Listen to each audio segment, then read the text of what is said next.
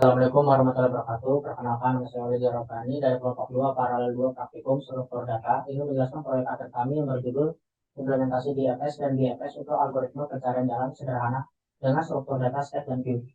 Jadi dalam proyek ini kami akan berfokus pada implementasi DFS dan BFS untuk mencari jalan sederhana antara dua titik dalam satu graf atau peta. Latar belakangnya adalah memahami algoritma pencarian implementasi DFS dan BFS dalam konteks pencarian jalan sederhana, memberikan kesempatan untuk mempelajari dan memahami dua algoritma pencarian yang penting dalam ilmu komputer. DFS dan BFS adalah algoritma yang dasarnya sering digunakan dalam pemrosesan graf dan sangat berguna dalam pemecahan masalah yang melibatkan pencarian rute atau jalur. Penerapannya pada pemrosesan graf, proyek ini memberikan kesempatan untuk menerapkan DFS dan BFS pada pemrosesan graf yang sederhana.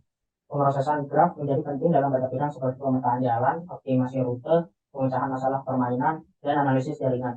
Memahami dan mengimplementasikan BFS dan BFS adalah konteks ini dapat membuka pintu untuk memahami aplikasi yang lebih luas dari kedua algoritma tersebut.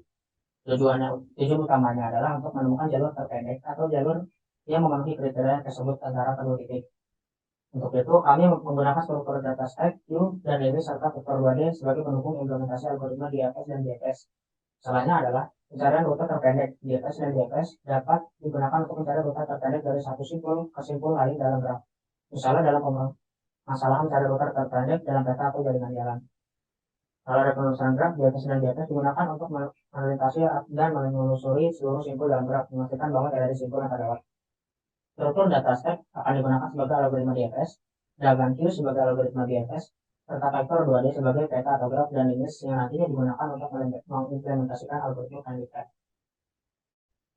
Jadi di sini kami memiliki tiga jenis map, yaitu map 1, map 2, dan map 3. Jadi di sini saya akan demo. Pertama, kita akan melakukan compile pada program dijalankan. Jadi di sini kita memasukkan input yaitu berupa map apa yang kita gunakan. Di sini kami cobakan map 1. Jadi di sini akan dipilih untuk menggunakan DFS atau DFS. Saya pilih 1. Lalu di sini program akan membaca peta lalu mendapatkan jalan terpendeknya itu 18 di sini. Selanjutnya saya akan mencoba menggunakan map 3. Di sini saya akan menggunakan DFS pada tempatnya. Ini akan ditemukan yaitu random tempatnya itu ada 43. Itu sekian. Terima kasih. Jalanin si pathfinding dari programnya. Pertama kita include beberapa file sama include struktur data sama setting yang udah kita buat. Terus kita bikin beberapa global variable, ada size x, size y buat simpan ukuran dari labirin atau peta atau map yang nanti kita mau cari rutenya. Terus ada start post buat simpan posisi awal, finish post simpan posisi akhir. Terus ada vector 2D visited buat nyimpan apakah posisi sekarang itu udah di visit atau belum.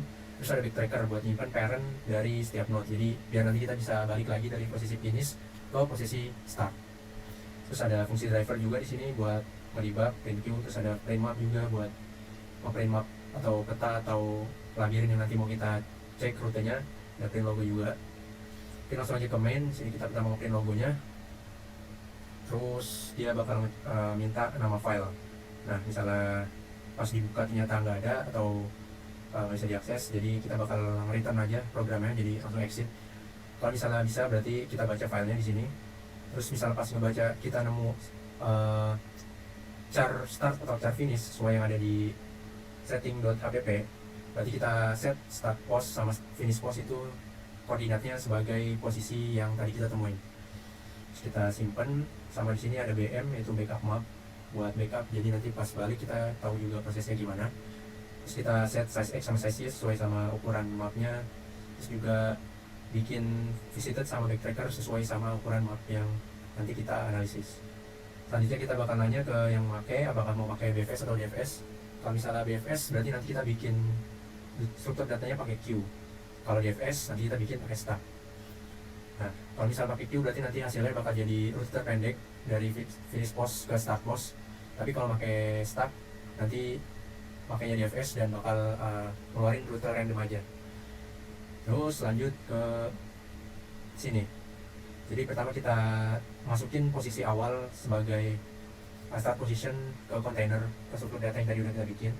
Terus kita bakal ngambil dari kontainer itu masuk ke loop, kita bakal loop terus sampai kontainer itu kosong, dan di dalam loopnya kita bakal ngambil posisi sekarang, kita masukin ke position. Terus misalnya posisi sekarang itu udah sesuai sama finish post, berarti udah ketemu tuh posisi akhirnya, jadi kita break aja dari loopnya. Misal belum, kita tandai posisi sekarang udah dikunjungi pakai vector visitor tadi. Terus ada juga di sini mapnya juga kita ganti, terus kita print biar kelihatan prosesnya. Terus selanjutnya kita bakal menganalisis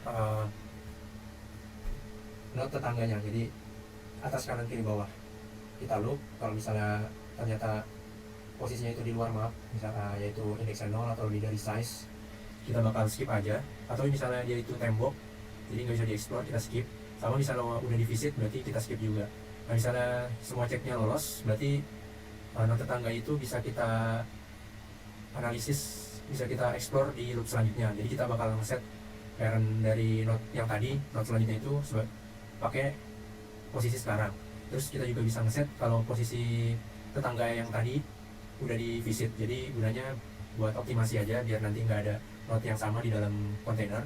Terus kita masukin node tetangga tadi ke kontainernya, terus kita delete posisi sekarang dan balik ke loopnya.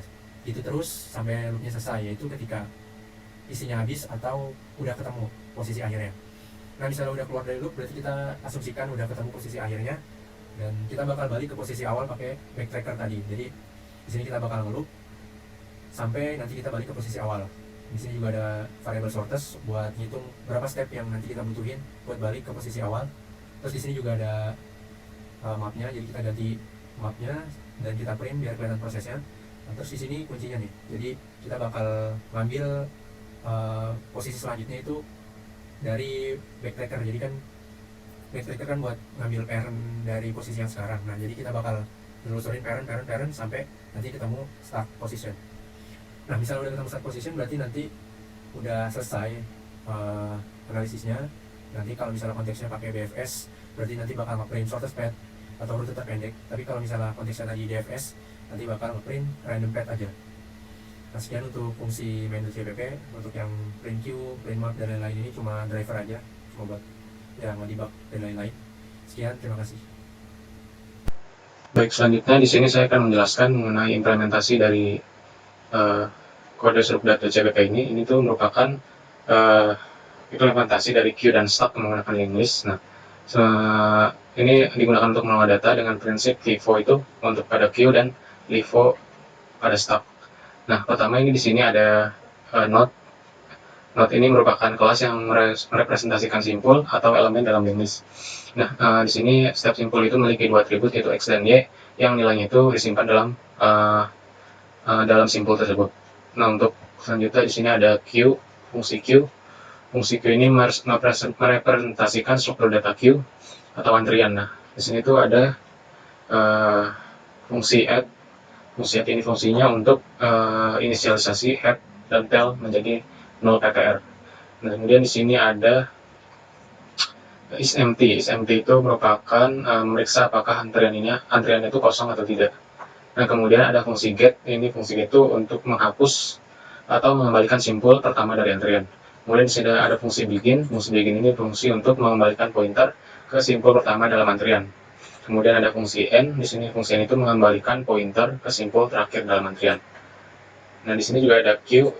Queue hampir sama dengan tail, hanya saja penyebutan antrian pada stack itu dirubah menjadi tumpukan pada queue. Nah, semua fungsinya sama. Di sini ada add, ada isEmpty, get, begin, end. Jadi semua fungsinya sama. Sekian dari saya. すべての人間は道具でしかない。家庭は関係ない。どんな犠牲を払おうと構わない。この世は勝つことがすべてだ。最後に俺が勝ってさえいればそれでいい。